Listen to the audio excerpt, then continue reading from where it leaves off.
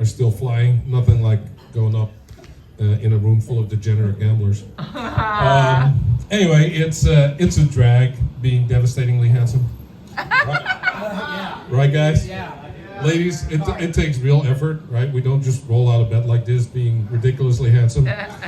It takes a lot of thought because we gotta walk a fine line. On the one hand, we gotta be so put together that it's at least conceivable you'd want to be in an enclosed space with us, but not so pretty that it's no longer plausible that later that day maybe we'll rewire the house. And I nailed it today. I just wanted to share that. Thank you. Glad you all agree. Hygiene is important, right? This woman in Philadelphia took a shit on a car, which I like to think is one of the more fun ways of doing road rage. When she was done, she was very proud of the fact that she didn't even need to wipe.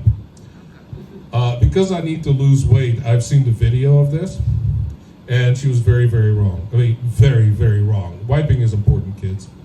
Unless, of course, you have a bidet, which I do.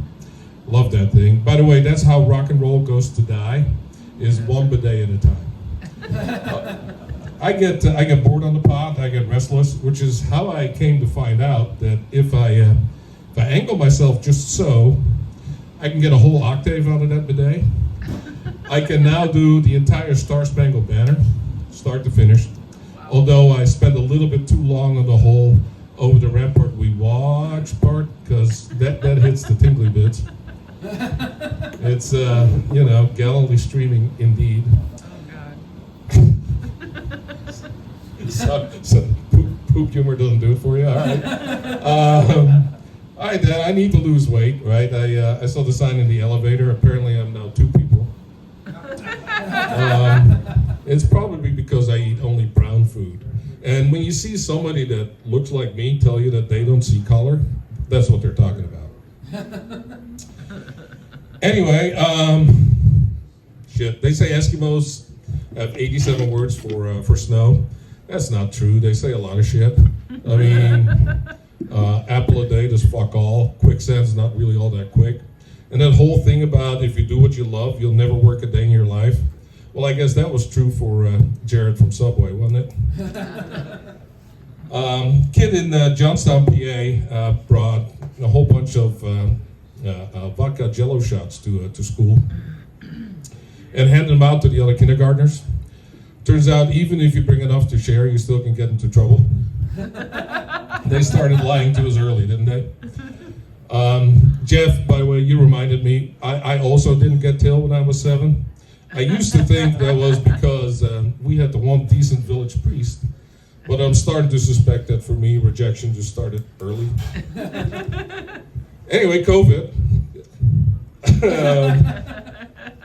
I know it wasn't all fun, but I sort of enjoyed it. I got to lay around the house for a year. I mean, we all learned to bake bread. And it looks like we get to do it all again, possibly real soon, with bird flu, leprosy, measles. This time I'm going to do it different. I'm going to learn to cook with bats, just to keep the whole thing going. I came to America a long time ago.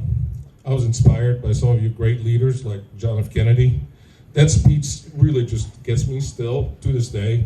We're going to put a man on the moon and do these other things, not because they're easy, because they're hard. I do the accent, but I already have one. Anyway, it turns out he was at his most inspiring when he just got done fucking a woman that was not his wife, who, by the way, was Jacqueline Kennedy. So I really don't get that. They say don't meet your heroes. You really don't want to learn about your heroes' meet. I'm not saying that thing in Dallas was not a tragedy, but I'm sort of okay with it now. First place I lived in the States was in Florida, and a guy across town from me shot a cow. His neighbor's cow wandered into his backyard. He shot it. I guess we all have our hobbies. Anyway, he got arrested like 2-3 days later. Cops said it took him a while because they had to figure out if the cow was more black or more white. Oh, God. Speaking of Texas again, does anybody still care about the Alamo? Because it's taken up a lot of variable real estate up here. I'd like to get over it. I mean, nobody here in Pittsburgh goes, remember the Whiskey Rebellion? Even though, and this is true, way more people died in the Whiskey Rebellion than in the Alamo. Actually, I don't know if that's true. I don't remember either of them. Listen, 9/11 is getting a little vague, and we have video of that. So yeah, I love Pittsburgh, but it's not all great, right? That Pittsburgh left, that's some bullshit, isn't it? I mean, what, the special traffic rule just for 3 miles around Heinz Field? It's an impressive move. It's like shitting into somebody else's shoes. If somebody takes a Pittsburgh left in front of you, you're basically left with 2 options. You can let them make you their bitch, or you can ram them. And I'm here to put all y'all on notice. I just got great car insurance on a really shitty car. Thank you all very much.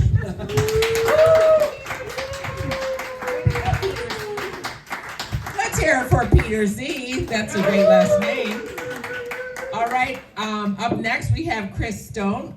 This is the second time I'm meeting her. And on deck will be Pradeep Reddy. Let's hear it for Chris Stone. Yes, my name is Chris Stone. It's not